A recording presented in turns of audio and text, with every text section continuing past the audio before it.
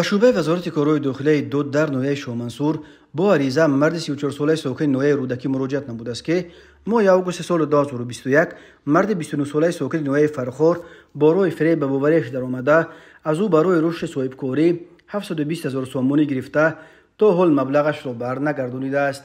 از روی حادثه مذکور تفتیشات ادامه دارد. ضمن برگزار نمودن چاره‌بینی اپراتیوی جستجویی از جانب کارمندان میلیسیا معین کرده شد که مرد 36 ساله ساکن نوحه باباجان غفوروف به حیث نامپز نانوایخانه فعالیت نموده 25 اکتبر سال 2023 تخمینا ساعت 00:30 دقیقه در جای کارش با راه پنهانی یک عدد تلفن موبیلی تمغه سامسونگ را که به مرد 41 ساله ساکن نوحه 8 صاحبکار انفرادی تعلق دارد دزدیده است. ضرر رسانیده شده 6500 سومانی را تشکیل می‌دهد.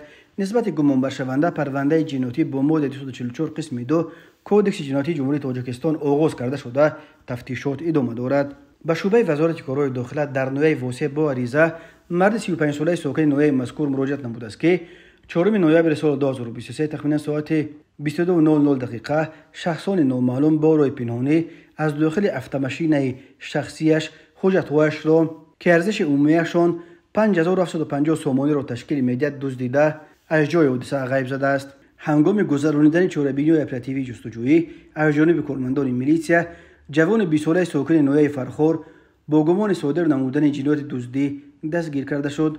اوید بین حادثه ها تفتیشات ادامه دارد.